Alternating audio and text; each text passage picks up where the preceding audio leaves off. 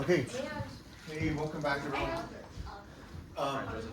So, if you remember last time, I was talking about group characters. So, if you have a representation of a group, you can define its character by just taking the traces of the associated matrices. Right. So, the representation sends each element of the group to some matrix, and then you just take the trace. And then I was giving a couple examples, and today we're going to go more in depth into characters. Okay. So, one example I was mentioning last time was, let's say G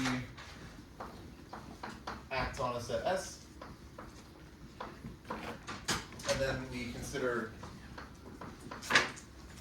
the permutation representation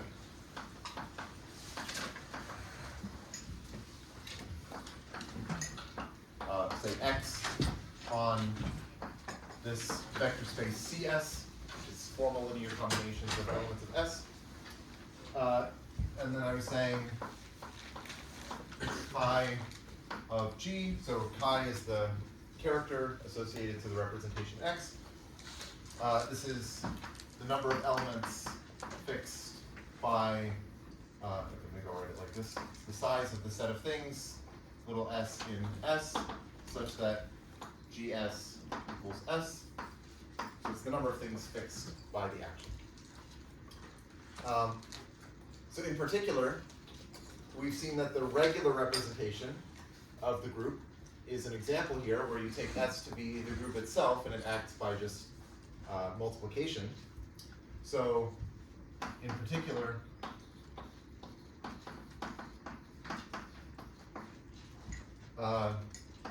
suppose X is the regular representation, and maybe I'll ask you what the values of the character, what the values of the character are. So suppose this is the regular representation, and I want to know what is chi of some element G. Does anyone know? Just based on this. So there should be two cases. Okay, so I'll write two cases.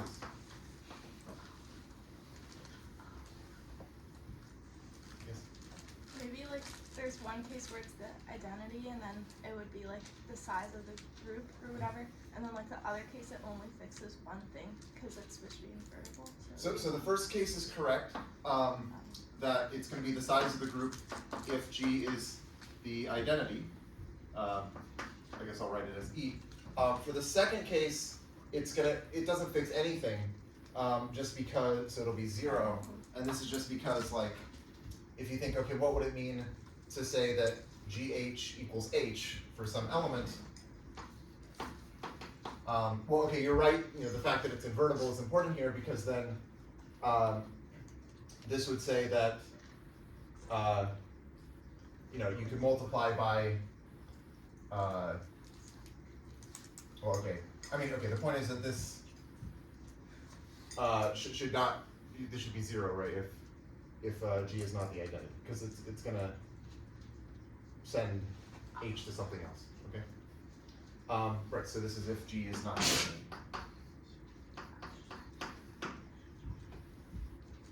Okay. So this will be important, that this is like how you evaluate the character on for the regular representation. So now I want to give a proposition about various properties of characters. And these I think should be not so hard. Okay, so the proposition. Okay, so let chi be the character of a representation G. Okay, let's call it, a representation X of G. So the first thing is that chi of the identity element, E, is equal to the degree of the representation. The second is that if G and H are conjugate, so if these are two elements of G and they are conjugate to each other,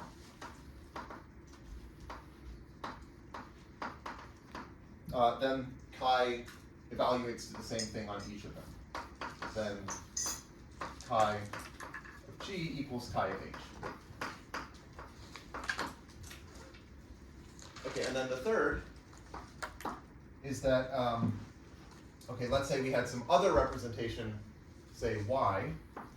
So if y is a representation of G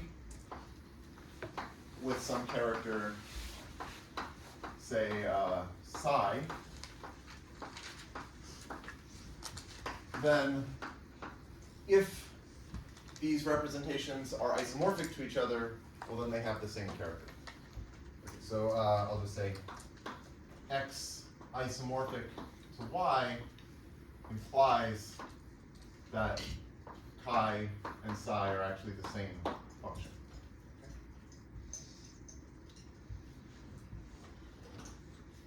So let me do the proof over here.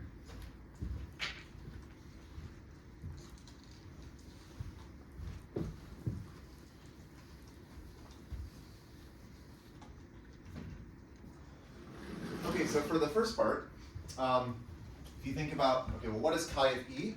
It's the trace of x of E. Okay, so proof.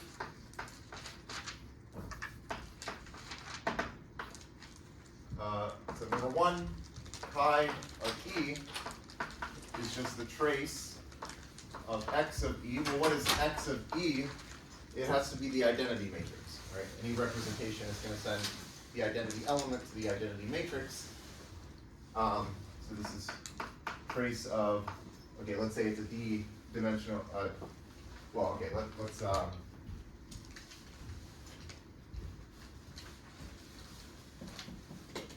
let D equal the degree. Okay, then this is the trace of the D by D identity matrix.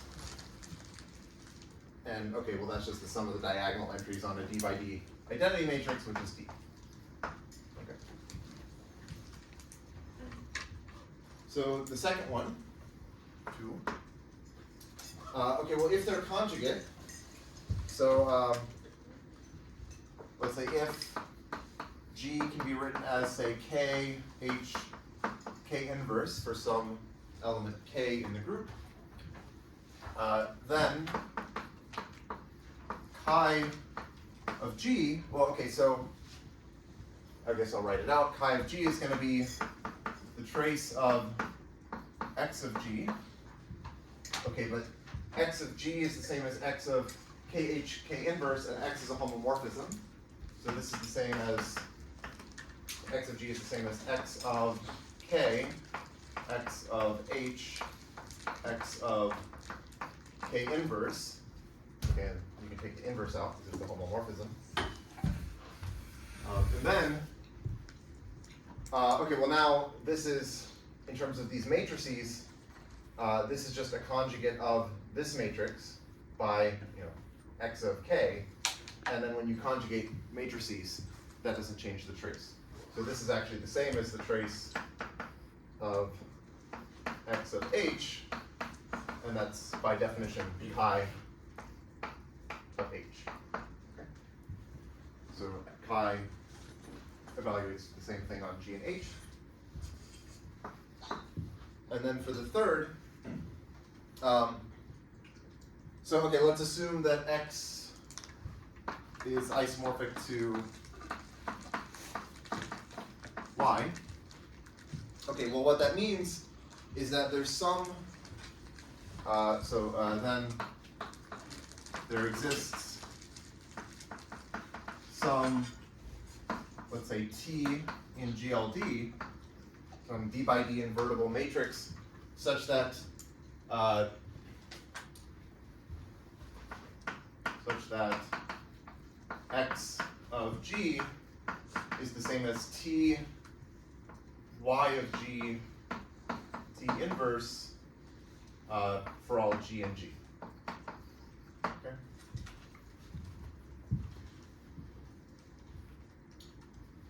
But then we can just say, okay,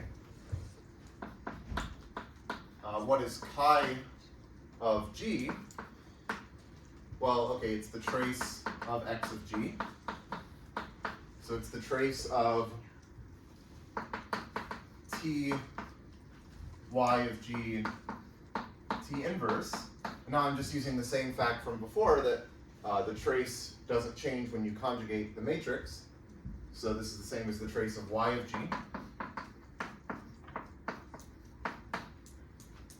And by definition, this is the character of y, which we called psi.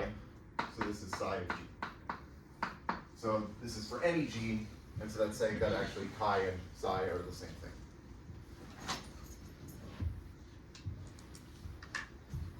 Okay, so I think part 3 here is not very surprising. Like usually when you have any two structures that are isomorphic, they're going to share a lot of properties. Here, they have the same character. What ends up being surprising, and we'll prove this soon, is that the converse of this also holds. So if you have two representations and they have the same character, then actually they have to be isomorphic. So this is kind of surprising because you might think like taking the trace is losing information. You have this whole representation where each element gets mapped to a whole matrix, and now you're losing the information of that whole matrix by just recording the trace of it. But in some sense, you're not really losing that information because you can, in theory, recover the representation just from the character. Okay, so we'll get to that soon. Okay, so what 2 is telling us, it's saying that a character is constant on conjugacy classes. So if you have a conjugacy class, so all the things are conjugate, then the value of the character on that conjugacy class is the same. So this kind of function has a name, it's called a class function.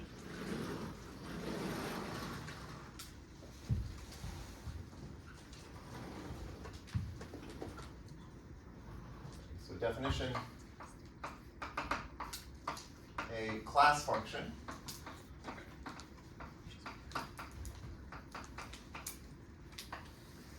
is a map, say f from our group to complex numbers, which is constant on conjugacy classes. So this is saying such that f of g equals f of h whenever g and h are conjugate.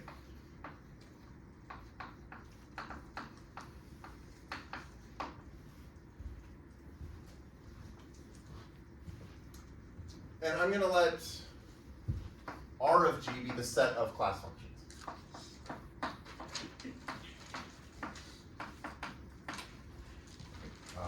Set of class functions. And in fact, okay, it's not just a set, it's also a vector space, because if you have two functions, okay, first of all, if you have functions, just any functions from the group to the complex numbers, you can add them, right? You just add them by the formula like, f plus f prime.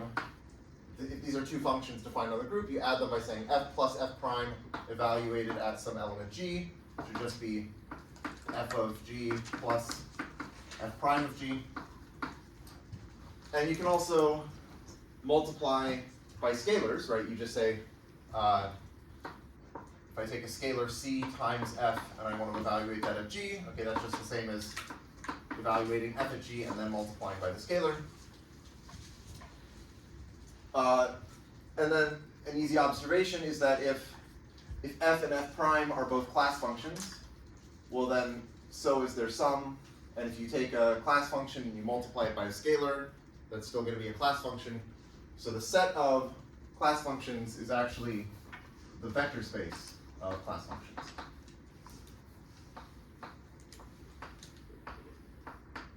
Okay?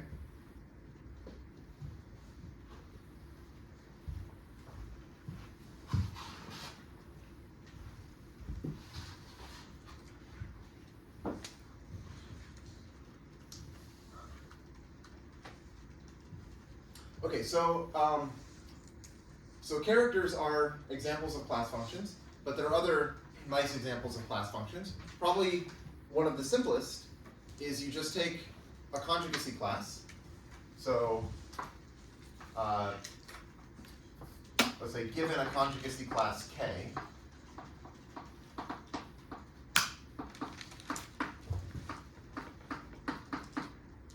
so this is some subset of our group, we can define a class function by saying it'll evaluate to 1 on this conjugacy class, and we'll make it 0 on everything else. So define, maybe I'll just write it as like 1 sub k, so this will be a function from G, well, okay, it'll be a class function. And we define it by saying that 1 sub k of an element G is going to be 1 if G is in the conjugacy class, and it's 0 if G is not in the conjugacy class. Okay?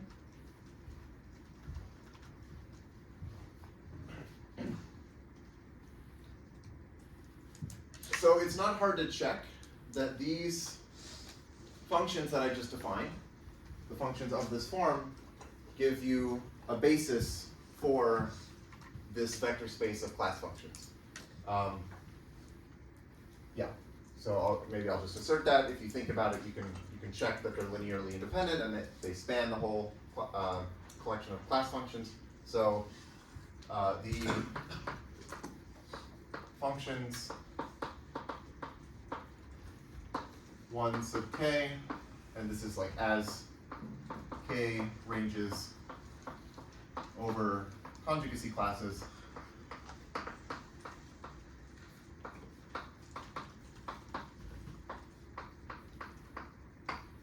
is a basis for R of G.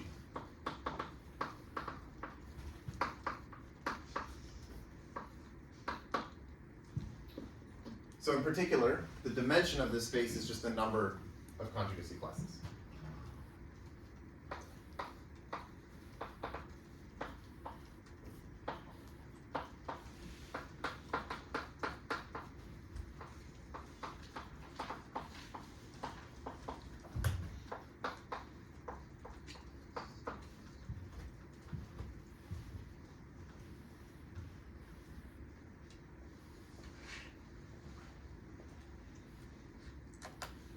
Okay.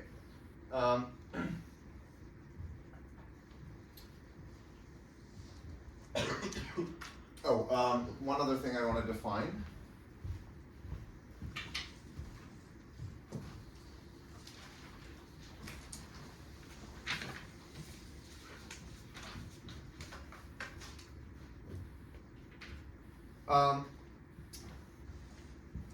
Okay, so if we have some character, so okay, given a character chi, or actually, yeah, okay, character chi, let chi sub k, so k will be a conjugacy class, and I'll just let this denote the value that it takes on elements of that conjugacy class. So we'll just define this to be chi of G, where G is just some element that I pick from the class, and of course it doesn't matter which element I pick because it takes the same values on all of them. Okay. So now we're going to define the character table, which is really nothing fancy. It's just a table that encodes the values of the character, or the different characters of a group. Okay, so let G be a group. The character table of G, so this is an array okay, I'll just say with rows indexed by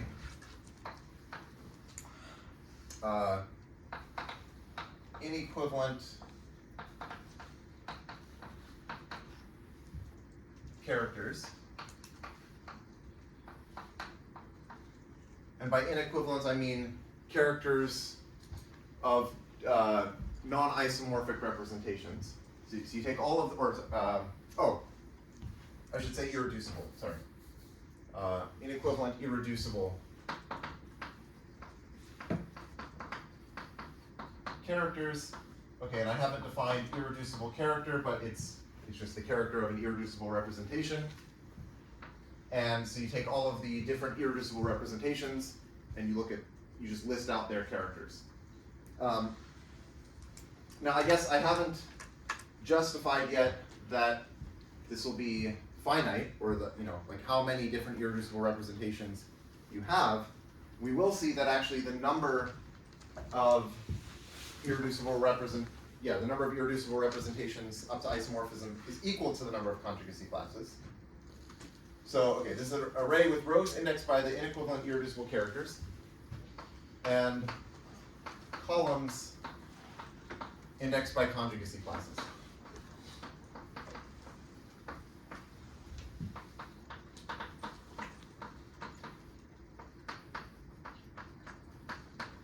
And where we put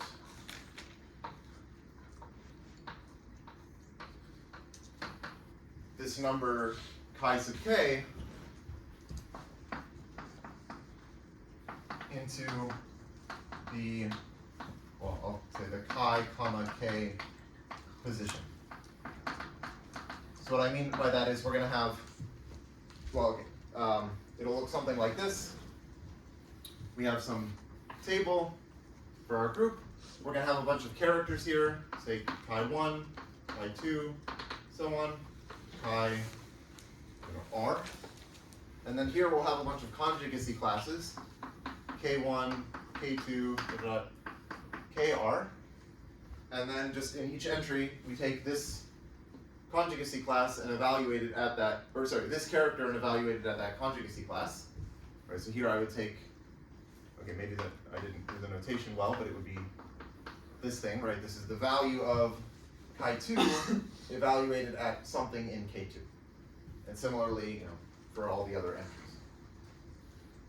So actually, the claim that I haven't justified yet, which we will justify at some point, is that this will be a square array. So the number of irreducible characters will actually be the same as the number of conjugacy classes.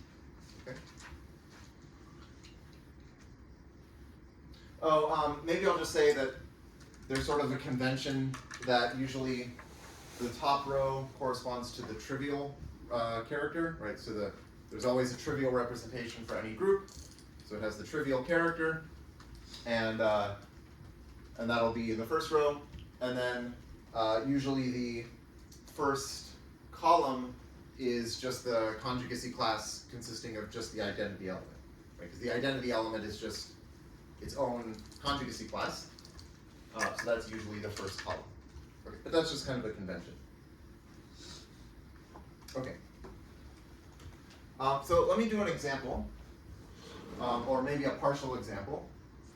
We'll look at S3 and we'll try to fill in part of the character table, but we won't fill in the whole thing yet.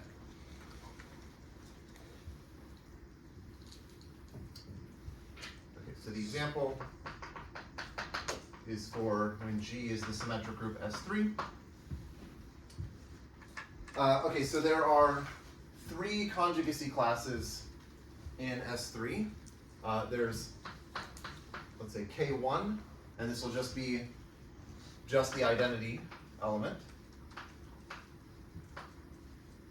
Then there's, so remember the conjugacy classes in the symmetric group in general correspond to cycle types. So two permutations are in the same conjugacy class if and only if they have the same cycle type. So there's the identity permutation. K2 will be the transpositions. So this will be 1, 2, and so here I'm writing it in terms of like, this is the transposition that swaps 1 and 2 and fixes 3. And then we also have 1, 3, and then we have 2, 3. Okay, so that's a conjugacy class. And then finally we have K2, which consists of the 3 cycles.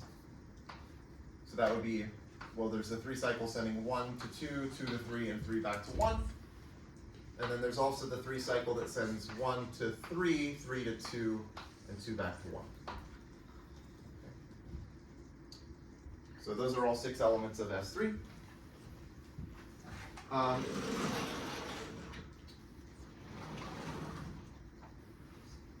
Okay, so we've seen a couple representations of the symmetric group already, namely the trivial representation and the sign representation. And both of those have degree 1, so they have to be irreducible. So we can already fill in those. Okay, so maybe I'll write it like this. Okay, so let's say, okay, maybe I'll do this. Maybe this is better notation with the superscript. So chi1, that'll be the trivial representation. And then we'll also have chi2 will be the sign representation. And then I'm claiming that actually the number of irreducible representations is the same as the number of conjugacy classes, which is 3. So there's going to be some third mysterious irreducible representation, and we'll fill that in later. But for now, we'll fill in these 2 rows because we can understand that. So here we would have K1 and K2 and K3. And we just say, okay, well, actually, okay, what is the first row? What do I get for the first row? Anyone? 1, just a bunch of 1s? Yep. Yeah, so you just get a bunch of 1s. Okay, and then what about the second row? Where did? So it'll be 1, so these are both 1. But then what did you say? So not minus 1, yeah. Right. So the sign is just 1 or negative 1, depending on the parity of the number of transpositions that you need to write it. Right. So the identity element, well, okay, it's just 1, because you need 0 transpositions to write the identity. And then for the transpositions, you need 1 transposition, so it's negative 1 to the power of 1. And then for these, you need 2 transpositions to write it, or I guess, okay, in general, an even number, so you get 1, okay? Okay, and then we'll see these later, okay?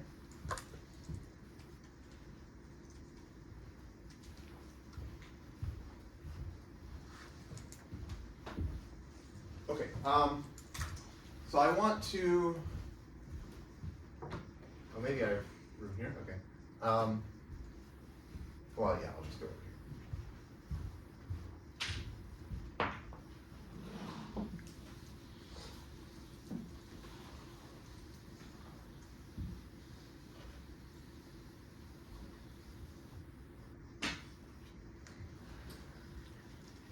Okay, so we're gonna consider inner products of characters.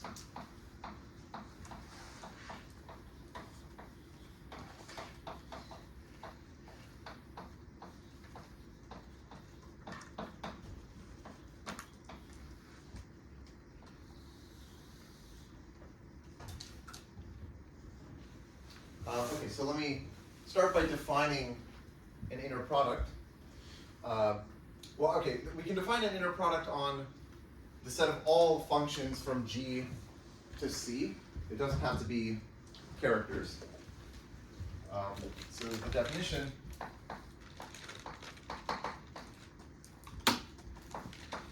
let's say chi and psi are functions. So right now they don't have to be characters, they're just functions from G to the complex numbers.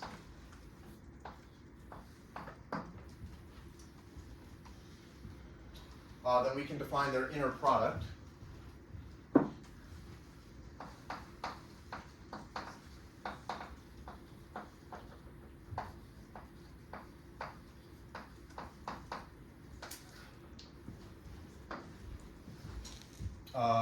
Is, okay, I'll denote it by this angle bracket chi comma psi, and this will be 1 over size of the group times the sum over all elements little g and g of chi of g, and then psi of g bar, and the bar here is denoting complex conjugate. Okay, so you just flip the sign of the imaginary part.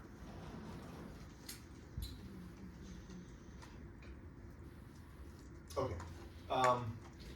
You should kind of think of this as like a dot product. If you imagine, if you imagine encoding chi as a vector, imagine, okay, G is a finite group, and you just write out a vector with the entries indexed by G, and you just list out the values that chi takes on the elements of G, and then you do the same for psi, you get these two vectors, then you can form some kind of inner product. It's not exactly the same as the usual dot product that you might think, but okay, you just like multiply the entries pairwise with some complex conjugate, and then there's a normalization factor where we divide by the size of the group. But it's like a dot product. Okay. One thing you can show, maybe I won't do this, but I'll just say one can show that chi of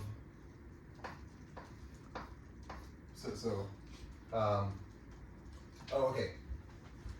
If you have a character, so chi of g bar is the same as chi of g inverse. If chi is a character.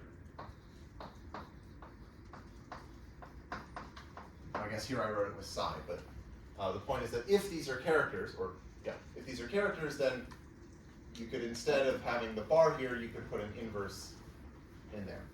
So, so if chi and psi are characters, which is the case that we'll care about, then we could also write the inner product as 1 over the size of the group, sum over g and g of chi of g, psi of g inverse.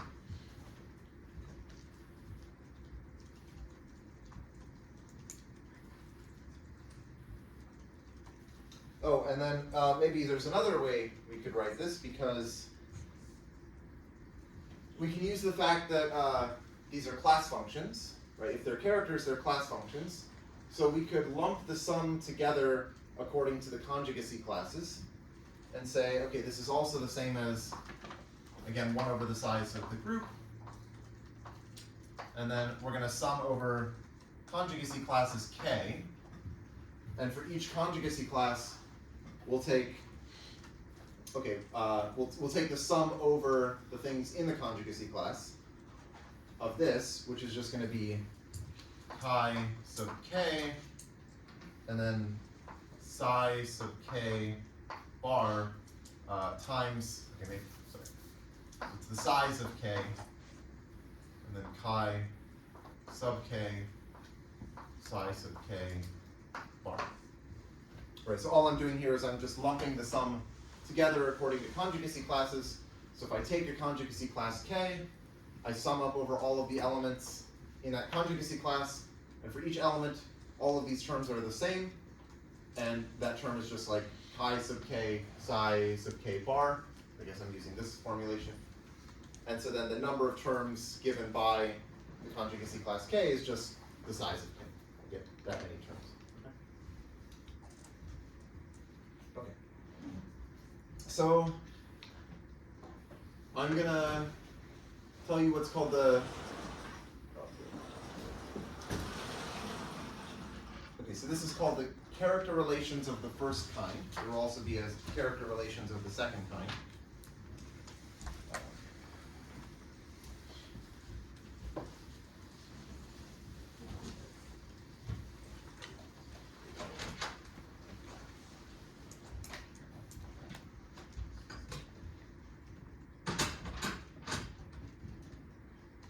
So here is a theorem. It's called the character relations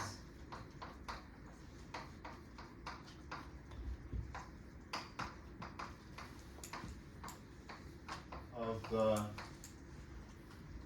first kind.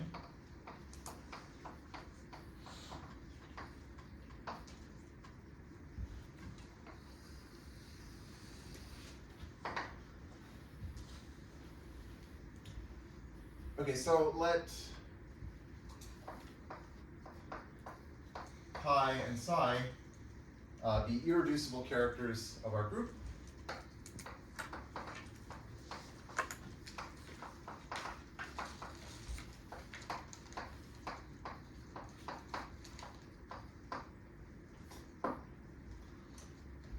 Okay, then their inner product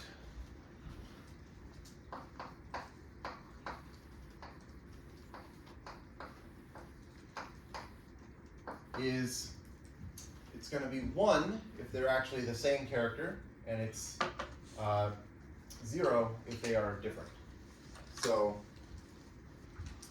yeah, so it'll be, I'll write this using the Kronecker delta, so this is just delta sub chi psi, and this is just standard notation for saying, like whenever you see delta sub something comma something else, this is just 1 if those two things are equal, and it's 0 if they are not equal.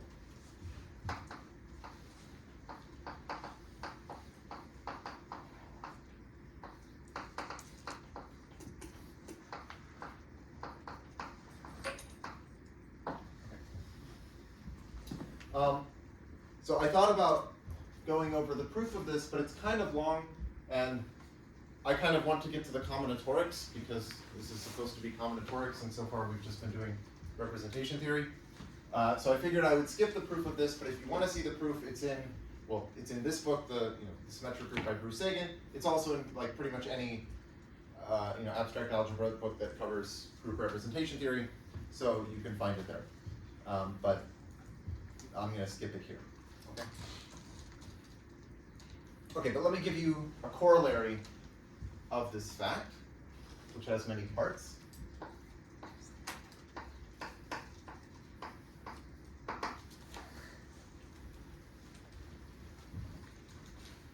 Okay, so let's say we have a matrix representation of our group. So let X be a matrix representation of G with character chi.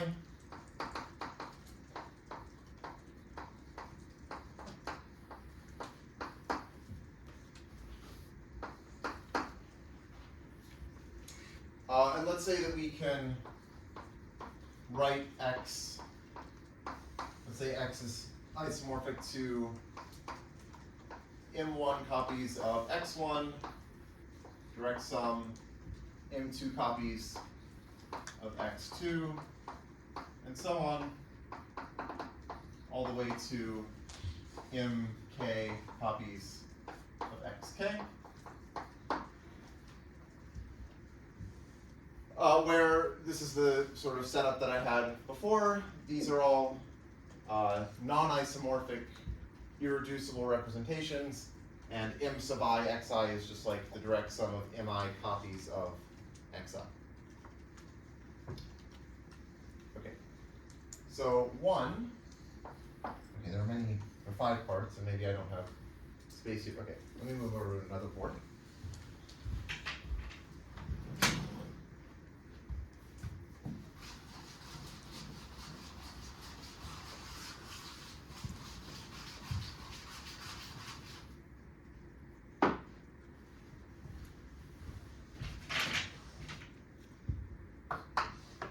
Okay, so 1 is that chi we can write as m1 chi 1 plus m2 chi 2 plus plus mk chi k, where chi I is just the character for xi. Okay.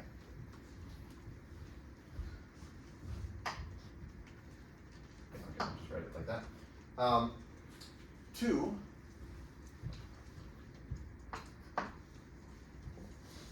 if I take the inner product of chi with one of these chi j's,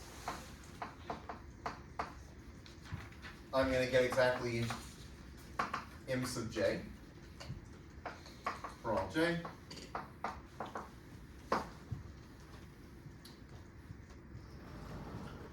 If I take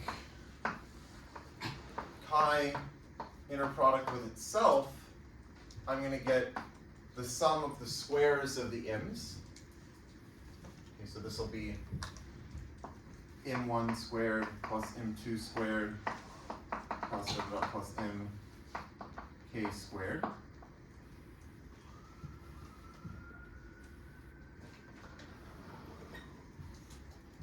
Fourth is that chi, so the character chi is irreducible, meaning that it's the character of an irreducible representation.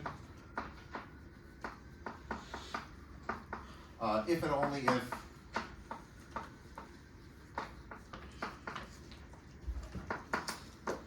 the inner product chi comma chi is 1,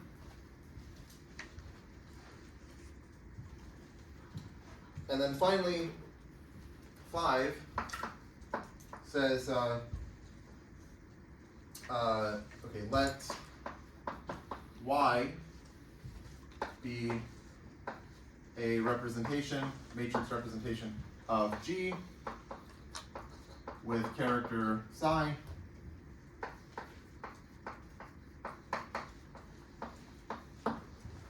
then x is isomorphic to y if and only if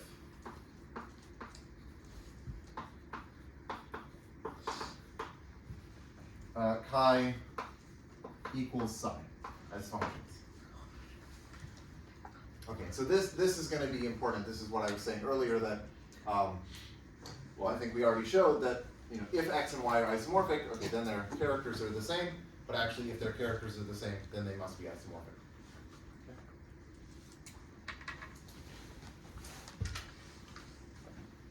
Okay, so let's prove this.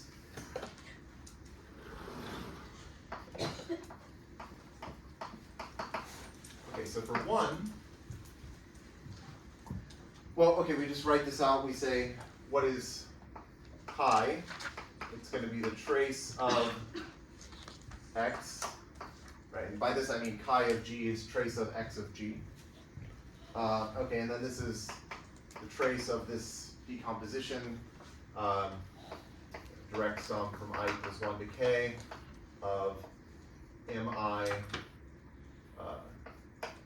xi. And this is just, if you think in terms of matrices, this is just a block diagonal matrix.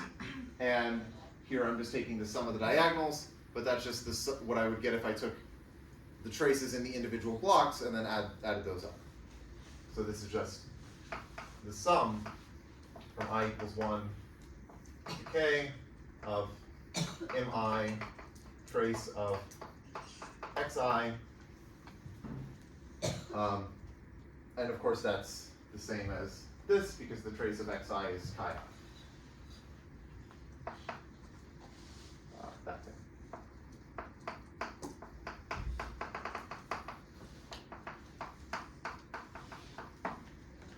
Okay.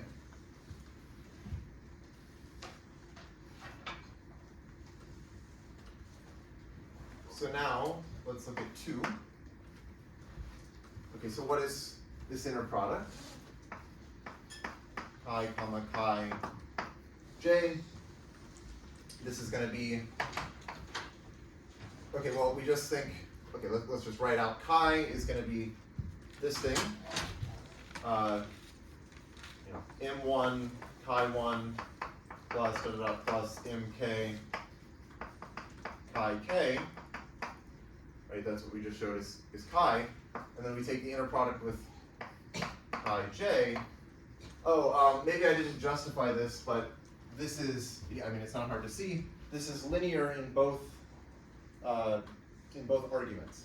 So like, if you plug in a linear combination, like a linear combination of things into the first part, then that'll just break up into a linear combination of the individual inner products, and similarly for the second part. So this is bilinear. Okay. So the fact that it's bilinear means that we can break this up into like M1 chi 1 comma chi. Oh, this should be a superscript j.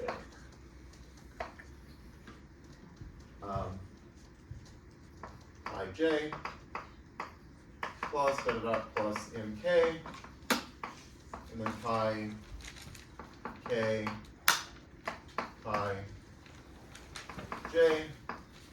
Okay, and then the point is that because of the theorem, most of these terms are 0. The only time it's not 0, right, so these are going to be, so these are 0 unless we're looking at the term that's like chi j, and then that's going to be 1. So then we're just going to get a factor of mj. Okay.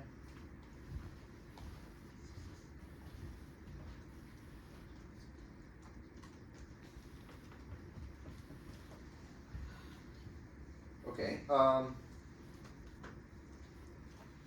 For 3, okay, it's similar. We just we say, well, what is chi comma chi?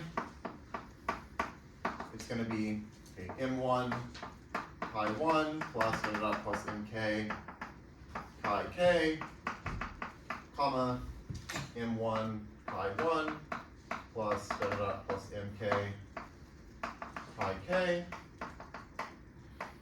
Okay, and then you just again use the bilinearity to break this up into a bunch of sums of inner products.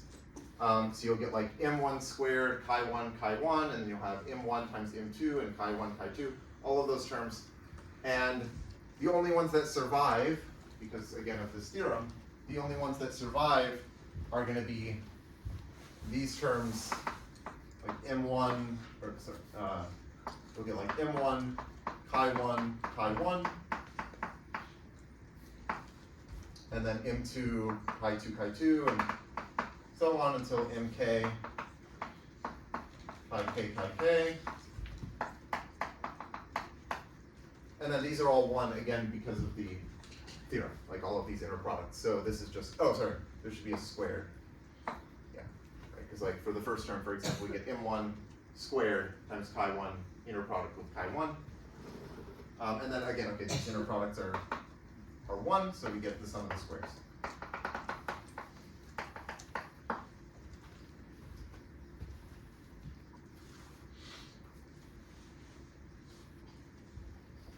Okay. Okay, so for 4, if chi is irreducible, then we already know that chi comma chi is 1 because of this theorem. That's what this is telling us, if chi is irreducible. If chi is not irreducible, well then it breaks up into some sum like this, and basically there's no way that this number is going to be 1 if it's reducible. So okay, if chi is irreducible, we already know that this is 1. If chi is reducible, then there is no way that m1 squared plus dot dot dot plus mk squared can be 1.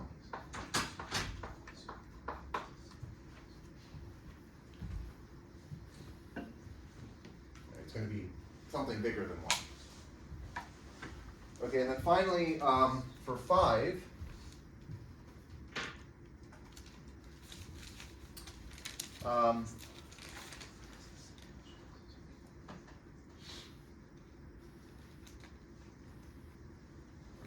so we do it here.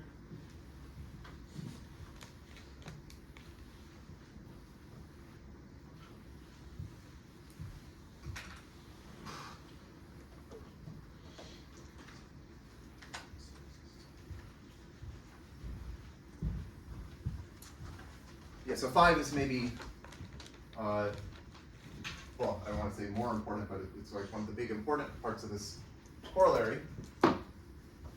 And so this is, well, okay, it's an if and only if. We already know one direction. Again, if x is isomorphic to y, then they have the same character. But now let's assume that they have the same character. So assume chi and psi are the same. Well, then we can decompose chi in this way. Okay, so I'll just keep that notation. We've decomposed chi in this way. And let's decompose psi in a similar way. So let's write, well, okay, I'll say let's write y as, say, n1, x1, direct sum, direct sum, in k, y, k. Okay, maybe you might be concerned that I'm using, or sorry, not yk, xk. You might be concerned that I'm using the same set of irreducible representations here, and like maybe the concern is that the collection of irreducibles showing up in y is not the same as the collection of irreducibles showing up in x. But that's fine, because like if one of these irreducibles doesn't show up in x, we could just say like the corresponding m is 0, right? So, you know, if like x1 didn't actually show up in x, I would just say m1 is 0, and that's fine. And then all of this is still fine. So we can assume that the set of irreducible representations that we've listed is the same in both, and now we have these numbers n1 through nk. But then according to number 1 there, we can write psi as n1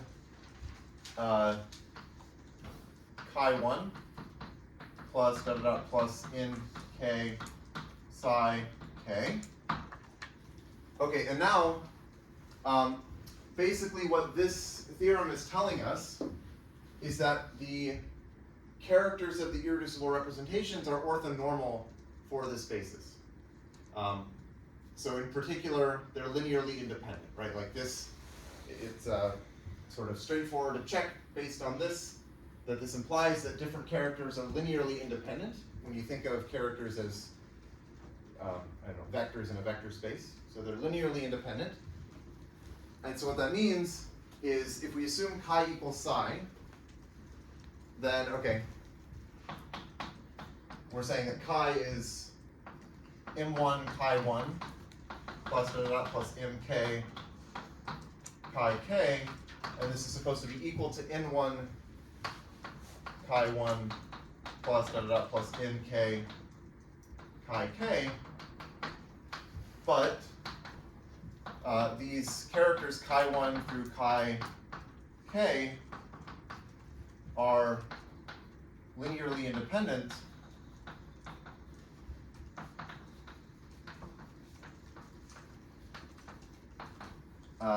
let's just say, okay, it doesn't really matter. Let's just say in the vector space of functions,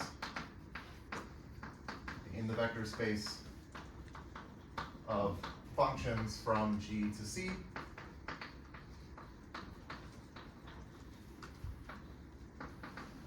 and again, the fact that they're linearly independent is coming from this fact. This is like saying they're orthonormal with respect to some inner product. And orthonormal vectors are going to be linearly independent. So, okay, well now I have these two linear combinations of linearly independent vectors, and they're equal to each other. So that means just from basic linear algebra that the corresponding coefficients have to be equal. So m1 equals n1, m2 equals n2, and so on, mk equals nk. Okay, well then, if we know that the mi's are the same as the ni's, then this decomposition of y, okay, maybe I should say this is like isomorphic, not equal, but y is isomorphic to this direct sum, which is exactly the same as this direct sum, which is isomorphic to x, so x and y are isomorphic.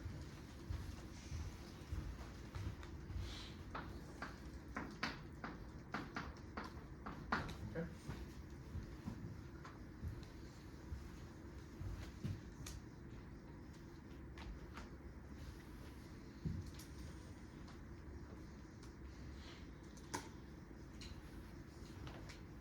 Okay, oh, let me,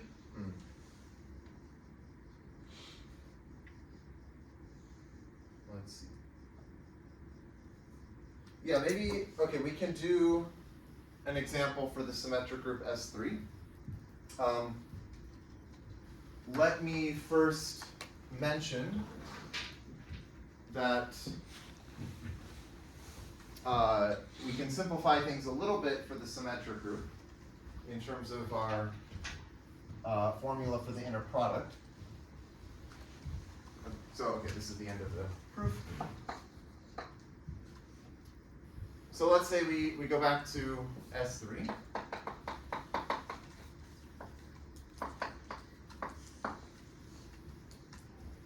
Notice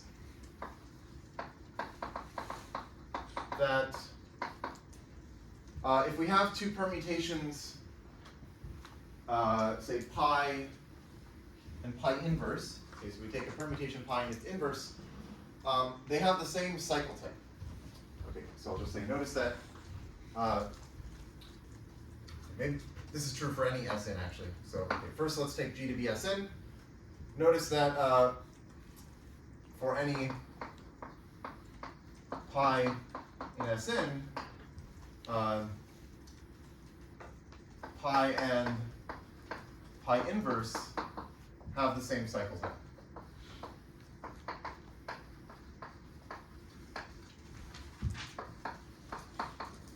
Okay, why is that? Well, it's just because if you write out the cycles for pi, the cycle decomposition for pi inverse is exactly the same. You just reverse the orders of the cycles. You go through the cycles backward, but the sizes of the cycles are the same. So we can simplify, or we can say this part here.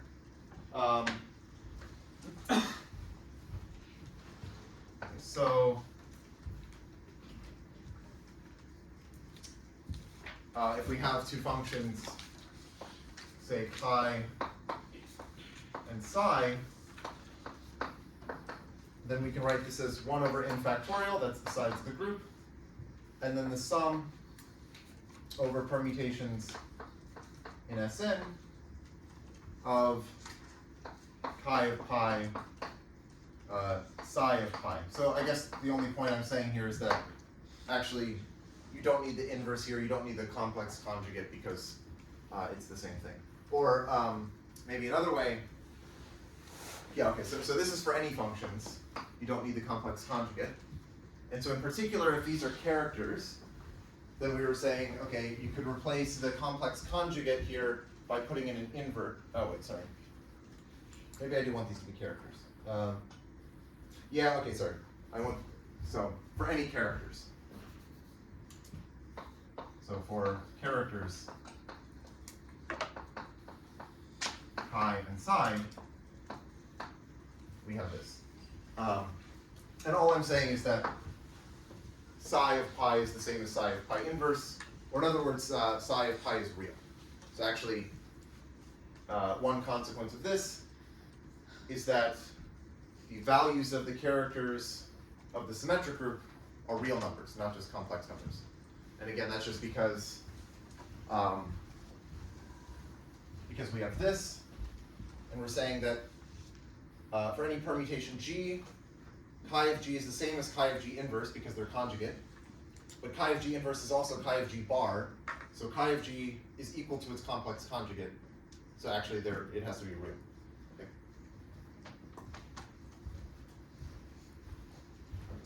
Maybe I'll just write this, in other words, the values in the character table of Sn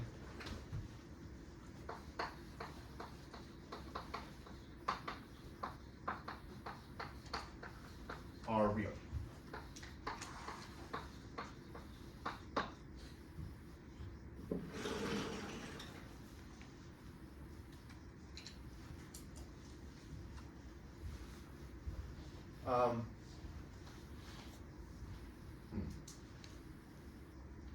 Yeah, okay. Let's look at this.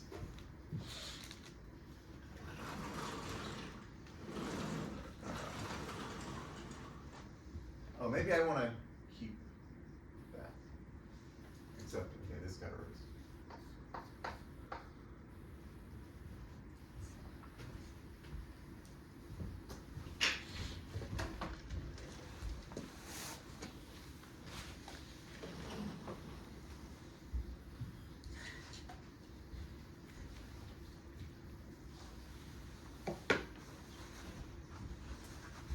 Okay, so now let's take M to be 3. And I'm going to consider the defining representation of S3. So this is just like where each permutation gets mapped to its permutation representation. So consider the defining representation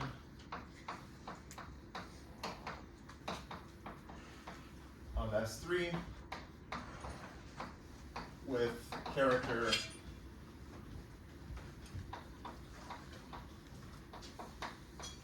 chi, maybe I'll call it chi def for defining representation.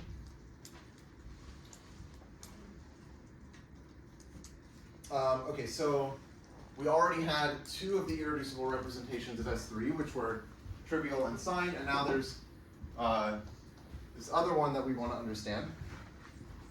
So we know that we can write pi as, say, M1 pi 1 plus M2 pi 2 plus M3 pi 3.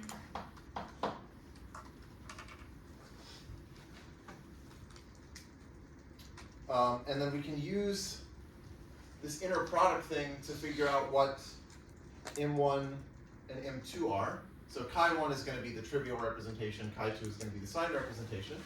So we can say, okay, what is M1, for example? Well, it's going to be, according to this, it's just going to be the inner product of, okay, I'll just call this chi, sorry. So we have chi, which is the character of the defining representation. We've decomposed it like this. We want to know what is M1. It's this inner product of chi with the trivial character chi 1. Okay, so we can just write out what this is. It's 1 over 3 factorial, and then the sum over pi and S3 of chi of pi, and then chi1 of pi. Okay, and then we say, okay, 1 over 3 factorial, that's 1/6. And now you just write out what these terms are supposed to be. So if we took pi to be the identity permutation, well, this is, okay, so you take the permutation matrix of the identity permutation and look at its trace. That's going to be 3, just because it's 1 plus 1 plus 1. And this value is going to be 1 because this is the trivial representation. So this would be 3 times 1. But then plus, okay, I have to do the same thing for all of the permutations. So if we took pi to be, let's say, a transposition, you can check that the trace of a transposition, or yeah, so the permutation matrix of a transposition will have trace 1. Oh, I guess another way I could say this is, I think I mentioned this before, this is the number of fixed points. Yeah, maybe that's an easier, like, combinatorial way of thinking about this. This is the number of fixed points. Yeah, let's use that. Of pi, and this is the trivial character, so this is just 1, right? Always. So we take the number of fixed points of the identity permutation, which is 3 times 1. Okay, 3 times 1. The number of fixed points of a transposition is 1. So we have 1 times 1 for each of the transpositions. There are 2 transpositions. And then if we take a 3 cycle, then there are 0. Wait, sorry. Hold on. I feel like I messed something up here. Oh, sorry. There are 3. Okay, there are 3 transpositions. Yes, sorry, not 2 transpositions. There are 3 transpositions. So I get 1 times 1 for each of them. And then there are 2 3 cycles. So we get 0 fixed points for a 3 cycle. Okay?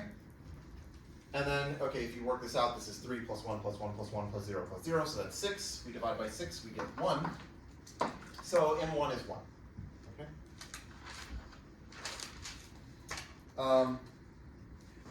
Let's see, how much time do I have? Oh, okay, sorry about that. Okay, let's work out what M2 is.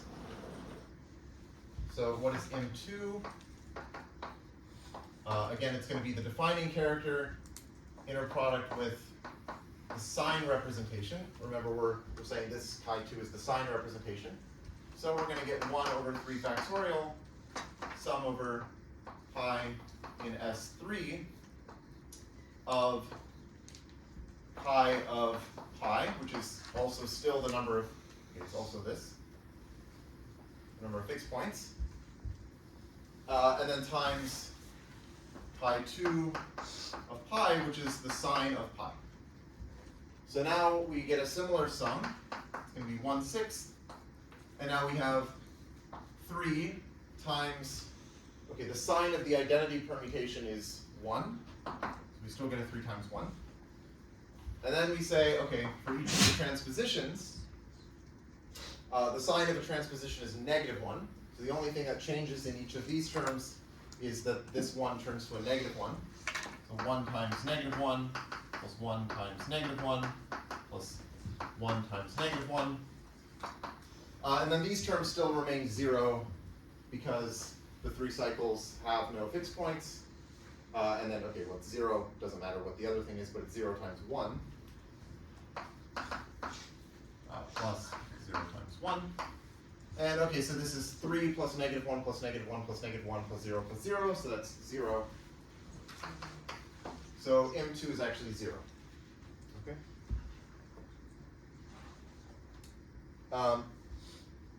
So what this means is that we could rewrite chi as just chi1 plus M3 chi3.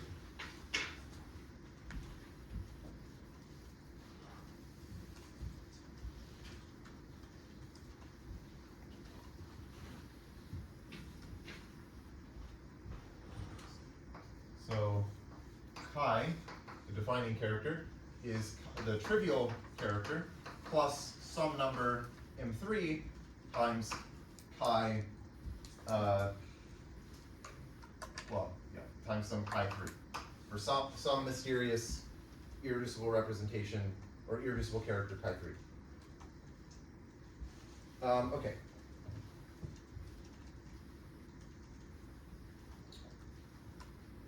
So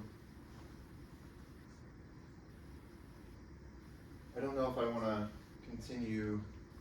Oh, I guess I have a couple minutes. Yeah, the clock is starting off. But I kind of don't want to. Okay, there's a lot more to do here.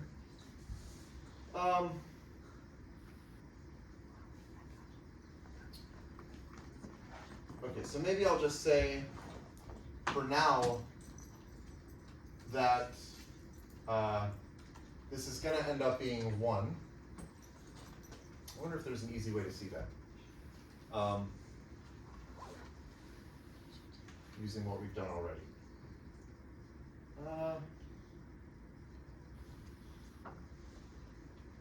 Well, okay. I mean, we should be able to.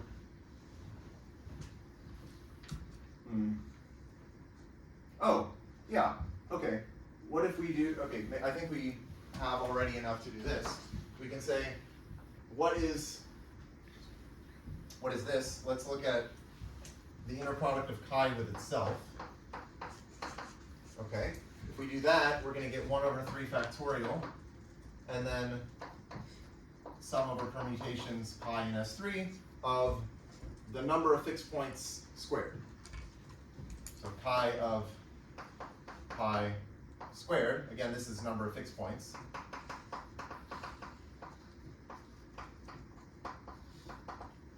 Okay, so what is that? Well, it's going to be, again, 1/6. The number of fixed points of the identity is 3, so we get 3 squared.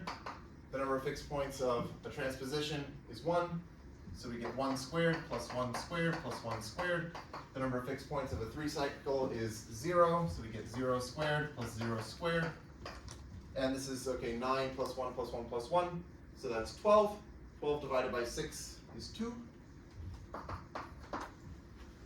Okay, but now we know that this is supposed to be the sum of the squares of the m's, right? So 2 is equal to m1 squared plus m2 squared plus m3 squared, according to this.